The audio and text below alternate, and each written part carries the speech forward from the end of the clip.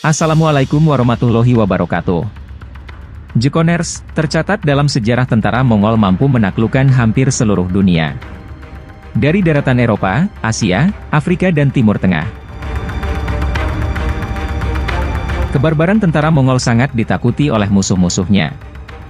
Namun begitu kemenangan pasukan Mongol tidaklah sempurna, tentara Kublai Khan ini sempat dikalahkan oleh dinasti Mamluk dari Mesir. Sultan Qutuz mampu mengusir pasukan Mongol. Perang antara Mongol melawan Mamluk terjadi pada 1260 Masehi. Pada perang itu, pasukan Mamluk dipimpin oleh Qutuz sedangkan tentara Mongol dipimpin oleh Katbugha. Bangsa Mongol mengandalkan pasukan kavaleri dan serangan cepat yang terbukti efektif dalam setiap pertempuran. Perang yang terjadi di Ain Jalut tersebut, keduanya menerjunkan 20.000 pasukan yang terlatih. Di bawah komando Hulaguhan, tentara Mongol pada Januari 1260 mulai bergerak untuk menaklukkan kerajaan-kerajaan di Timur Tengah. Tidak butuh lama dinasti Abbasiyah di Baghdad takluk oleh tentara Mongol. Kemudian pada 3 Maret 1260 Damaskus memilih menyerah, hingga akhirnya kota-kota lain di Palestina seperti Nablus dan Gaza pun takluk kepadanya. Setelah berhasil menaklukkan semua itu, Hulaguhan mengirim surat kepada Kesultanan Mamluk yang berada di Mesir. Mereka mengancam kepada Kesultanan Mamluk akan memperlakukan hal yang sama seperti yang mereka lakukan kepada kerajaan-kerajaan lain seperti dinasti Abbasiyah. Menghadapi ultimatum kerajaan Mongol tidaklah gentar, Sultan Qutuz kemudian menyiapkan bala terantaranya untuk berperang dengan tentara Mongol. Sultan Qutuz menggunakan strategi dengan serang kemudian lari dan menyembunyikan sebagian pasukannya di dataran tinggi. Setelah pertempuran dimulai, pasukan Kesultanan Mamluk melancarkan aksinya dengan serang dan lari. Hingga kemudian pasukan Mamluk yang berada di garis depan memutuskan untuk mundur. Tentara Mongol tidak begitu waspada dan mengejar pasukan Mamluk tersebut. Dan Qutuz langsung melaksanakan perangkapnya dengan mengeluarkan pasukan yang ia sembunyikan untuk mengepungnya. Pasukan Mongol pun mulai terdesak dan panglima perangnya, Katbugha mati terbunuh. Hingga akhirnya pertempuran itu dimenangkan oleh Kesultanan Mamluk. Selain kalah dengan Kesultanan Mamluk, pasukan Mongol elit Mongol pernah mengalami kekalahan saat berusaha menguasai Pulau Jawa.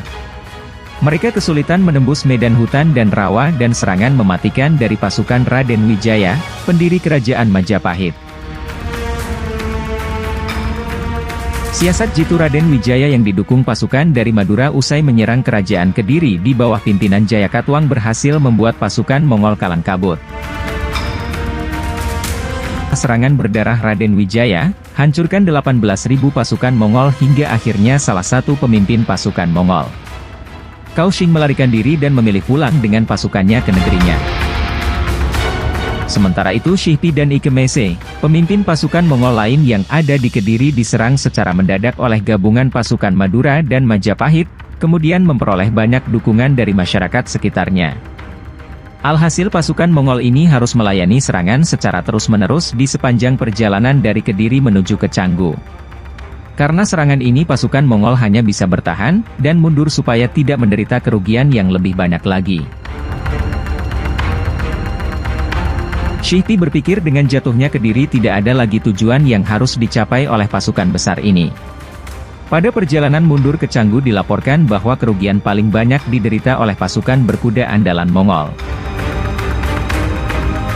Medan tanah Jawa yang berawar-awar dengan dikelilingi hutan membuat pasukan berkuda yang ditakuti di medan perang Eropa, tak berdaya jadi bulan-bulanan lawannya.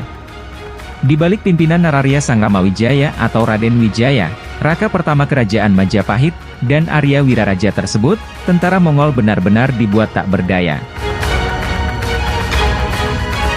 Dilaporkan pasukan berkuda Mongol menderita kerugian sebanyak 50.000 prajurit gugur.